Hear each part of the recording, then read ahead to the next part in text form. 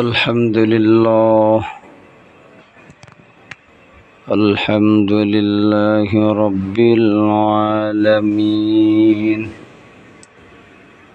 والعاقبة للمتقين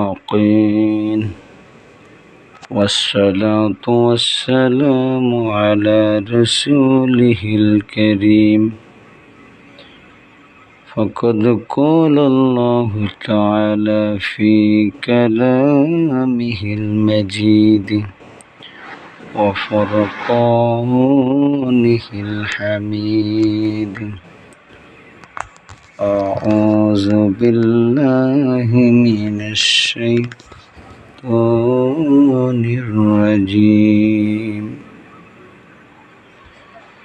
بسم الله الرحمن الرحيم والذين جاهدوا فينا لنهدينهم سبلنا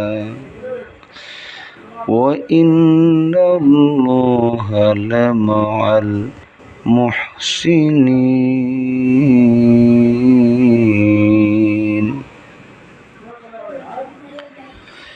ای خاتم رسول فخر شاہ مدینہ دکھلا دے منظر گل مدینہ دکھلا دے منظر گل مدینہ قدرت کی تماشا ہے مدینہ کی گلی میں جنت کی نمونہ ہے مدینہ کی گلی میں جنت کی نمونہ ہے مدینہ کی گلی میں উপস্থিত সম্মানিত মুসল্লিয়ানে একরাম, দিনদার বুজুর্গানে দিন, উম্মতের শ্রেষ্ঠ সন্তান হযরত উলামা একরাম, পর্দার অন্তর আড়ালে অবস্থানরত মা ও বোনেরা, সর্বপ্রথম কালিমাতুশ শুকর আদায় করে নিচ্ছি যে মহান রব্বুল আলামিন আমাদেরকে আজকের মাহফিলে কবুল আর মঞ্জুর করেছেন, বলি আলহামদুলিল্লাহ।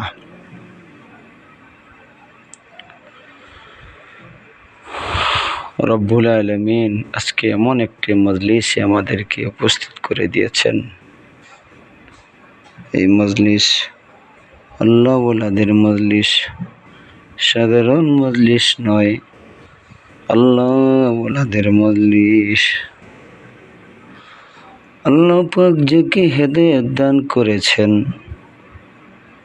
সে হেদায়েতের পথে চলতে পারে, আল্লাহ যাকে গুমরাহি দান করেন সে হেদায়েতের পথে চলতে পারে না। এজন্য নফসের সাথে মুজাহাদা করতে হবে, জিহাদ করতে হবে, যুদ্ধ করতে হবে। আল্লাহ বলেছেন ওয়াল্লাযীনা জাহাদু ফীনা লানাহদিয়ান্নাহুম সুবুলানা। আমার আল্লাহ বলেন, যারা আমার রাস্তায় অগ্রসর হতে চায়, অগ্রসর হয় আর আমার রাস্তায় জিহাদ করে, আমি আল্লাহ তাদের জন্য হাজার হাজার রাস্তা খুলে দিই, বেশুমার রাস্তা খুলে দিই। ওয়াল্লাযীনা জাহাদু ফীনা লানাহদিয়ান্নাহুম সুবুলানা। আমার রাস্তায় যারা অগ্রসর হয় তাদের জন্য বেশুমার দরজা খুলে দিই আমি। এই জন্য নফসের সাথে জিহাদ করা বড়, জিহাদ নফসের সাথে যুদ্ধ করা বড় যুদ্ধ। নফসরা আকে দর জিন্দা আকুনাত, আর সে ফরমায়াত খেলাফেরা আকুনাত। আল্লামা রুমি রহমাতুল্লাহ আলাইহি বলেন, নফসরা আকে দর জিন্দা আকুনাত হর সে ফরমায়াত খেলাফেরা আকুনাত। নফসকে, নিজের প্রবৃত্তিকে, নিজের কুরিপুকে জেলখানার মধ্যে ফেলে দেওয়া, শাস্তি দেওয়া, এটার নামই হচ্ছে জিহাদ। তাই তো দিল্লির নিজামুদ্দিন আউলিয়া রহমতুল্লাহি আলাইহি মুরিদের বাড়িতে গিয়ে অসুস্থ হয়ে পড়লেন।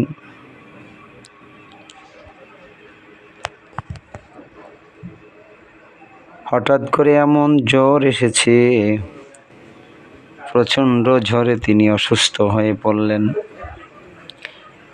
মুরিদরা ভাবতেছে হুজুরকে চিকিৎসা করা দরকার, মাথায় রক্ত উঠে গেছে, জ্বর সারানোর জন্য, অসুখ ভালো হবার জন্য চিকিৎসা করা দরকার। তো তারা বুঝতে পারলেন, জানতে পারলেন যেখানে একজন ব্রাহ্মণ আছে, সে ব্রাহ্মণের কাছে যদি কোনো মানুষকে নেওয়া হয় আর ব্রাহ্মণ যদি উশিলা করে বা ঔষধ দেয়, তাহলে জ্বর সেরে যায়। তো মুরিদরা বলেন, হুজুর আপনাকে ব্রাহ্মণের কাছে নিয়ে যায় অথবা ব্রাহ্মণকে নিয়ে আসি। হুজুর বললেন, নিজামুদ্দিন আউলিয়া বললেন, সর্বনাশ, আমি আল্লাহর একজন নাখানদান গোলাম, আর তোমরা আমাকে একজন বেদিনের কাছে নিয়ে যাইবা, ব্রাহ্মণের কাছে নিয়ে যাইবা, তা কি হয়? আমার যদি কপালে মৃত্যু লেখা থাকে তাহলে আমি মরে যেতে রাজি আছি, তারপরেও তোমরা ব্রাহ্মণের কাছে আমাকে নিবা না। আল্লাহ তাআলার কি কুদরত! হুজুর অসুস্থ হইতে হইতে অজ্ঞান অচেতন হয়ে পড়লেন। এমত অবস্থায় মুরিদরা পরামর্শ করলেন যে হুজুরকে ব্রাহ্মণকে নিয়ে আসা হোক, চলো ব্রাহ্মণকে আমরা নিয়ে আসি। তো ব্রাহ্মণকে নিয়ে আসার পর ব্রাহ্মণ আল্লাহর ওলিকে ওষুধ দিলেন, আল্লাহ তাআলার হুকুমে হুজুর সুস্থ হয়ে গেলেন। হুজুর উঠে বসে এবার জিজ্ঞাসা করলেন, আচ্ছা ব্রাহ্মণ, তুমি এত সাধনা কিভাবে করলে? তুমি যেহেতু আমার উপকার একটা করলে, হাল জাযাউ ইলাল ইহসানু ইল্লাল ইহসান, এহসানের পরিবর্তে এহসান। তো ব্রাহ্মণ, তুমি যেহেতু আমার উপকার করলে, দেখি আমি তোমাকে কোনো উপকার করতে পারি কি না। আচ্ছা বলো তো ব্রাহ্মণ, তুমি এই সাধন কোথা থেকে করলে বা কিভাবে করলে? ব্রাহ্মণ বললেন, হুজুর আমি সবসময় আমার নফসের ইসলাহ করি, বিরোধিতা করি। মানে বুঝতে পারলাম না। হুজুর আমার মন যখন যা চায় আমি তা করি না, আমি আমার মনের বিরুদ্ধে করি। যেমন হুজুর আমার মন যখন চায় খানা খাইতে, তখন আমি খানা খাই না, আমি আমার নফসকে জেলে দিই। হুজুর আমার যখন ইচ্ছা হয় খাবো না, তখন আমি খাই। আমার যখন ইচ্ছা হয় ঘুমাইতে, তখন আমি ঘুমাই না। আমার যখন ঘুমাইতে ইচ্ছা হয় না, তখন আমি ঘুমাই। অর্থাৎ আমি প্রতিটা কাজের বিরোধিতা করি। আল্লাহর ওলি নিজামুদ্দিন আউলিয়া রহমতুল্লাহি আলাইহি, আল্লাহর ওলি বিশাল হেকমতের অধিকারী, একটা হেকমত খাটাইলেন। আল্লাহর ওলি বললেন, ও ব্রাহ্মণ রে, তুমি যদি তোমার সাধনা ধরে রাখতে চাও, তুমি যদি তোমার সাধন ভজন ঠিক রাখতে চাও, তুমি বলেছ তুমি তোমার নফসের বিরোধিতা করো, সব কাজের বিরোধিতা করো। ও ব্রাহ্মণ, তাহলে কি তোমার এখন কালিমা পড়তে মনে চায় কিনা? তুমি মুসলমান হইতে চাও কিনা?